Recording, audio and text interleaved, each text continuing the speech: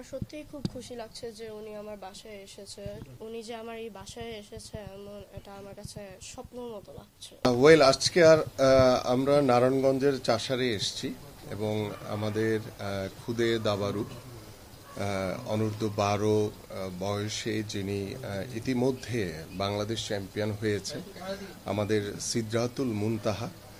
এবং আমি যখন শুনলাম যে আগামী 18ই সেপ্টেম্বর কাজাকিস্তানে একটি ফিদে ওয়ার্ল্ড ক্যাডেট যে দাবা 2025 সালের যে দাবাটি অনুষ্ঠিত হবে আন্তর্জাতিক একটি টুর্নামেন্ট, সেই টুর্নামেন্টে অর্থের অভাবে সিদরাতুল মুনতাহার মতো এত প্রতিভাবান একজন খুদে দাবারু খেলায় অংশগ্রহণ করতে পারবে না।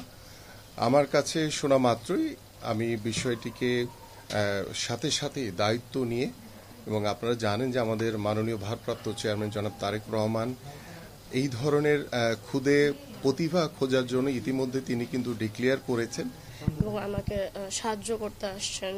আমরা সবসময় তাকে টিভিতে দেখেছি অন্য অন্য মানুষদের পাশে দাঁড়াতে। উনি যে আমার এই বাসায় এসেছে এমন এটা আমার কাছে স্বপ্নের মতো লাগছে। প্রায় প্রতিদিনই আল্লাহর কাছে দোয়া করেছি যে আমার এই টুর্নামেন্টে যাওয়ার স্বপ্নটি যেন হাতছাড়া না হয়। আল্লাহ আমার দোয়া কবুল করে দিয়েছেন এবং তিনি এবং তারেক রহমান আঙ্কেল আমার যাওয়ার ব্যবস্থাটি করে দিয়েছেন। ইনশাল্লাহ ভালো করে আসতে পারবো, একটা প্রাইজ পেলে খুবই ভালো হবে আর কি। আশা করি তারা আমাকে ভবিষ্যতেও আরো সাহায্য করতে পারবেন। বান্ডেল থাকলে প্রতি সেনমানিতে টাকা বাঁচবে। বিকাশ সেনমানি বান্ডেল কিনে জিতুন প্রতি লেনদেনে। আমিনুল ভাই একটা খেলোয়াড়, উনি একটা খেলোয়াড়ের দুঃখ বোঝেন। আমি সহ প্রতিভাবান অসংখ্য আরও 2-4 জন আছে যারা এইরকমই আর কি সহযোগিতার অভাবে বিভিন্ন দেশে টুর্নামেন্টে খেলতে যেতে পারে না।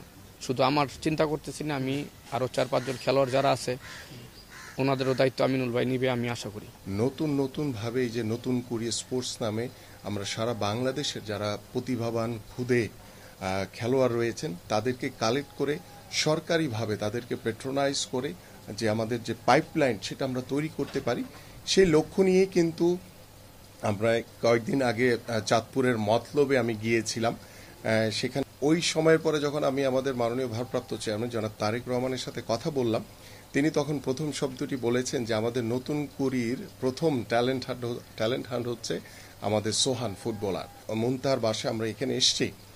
আমি আশা করি যে অর্থের যে অভাবে কাজাকিস্তান যাওয়ার যেই রাস্তাটি ওর বন্ধ হয়ে গিয়েছিল, আজকে আমি মনে করি যে ওর যে প্লেন ফেয়ার থেকে শুরু করে যাবতীয় যে খরচের যে প্রয়োজন রয়েছে সেটা আমাদের মাননীয় ভারপ্রাপ্ত চেয়ারম্যান জনাব তারেক রহমানের পক্ষ থেকে আমরা এই মুনতাহার পাশে আমরা দাঁড়িয়েছি।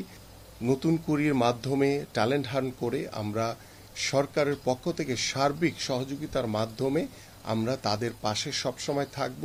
যেগুলোতে অলিম্পিক বা এশিয়ান গেমস কিংবা আমাদের সাফ গেমসে ভালো কিছু করার স্বপ্ন রয়েছে, সেই ইভেন্টগুলোকে বাছাই করে আমরা বিকেএসপি যেমন বাংলাদেশে রয়েছে একটি, ঠিক আমরা এইভাবে ঢাকা, বরিশাল, সিলেট, চট্টগ্রাম এবং আমাদের খুলনা সহ রাজশাহী সহ আমরা প্রত্যেকটি জায়গায় বিভাগীয় শহরগুলোতে আমরা বিকেএসপি তৈরি করতে চাই।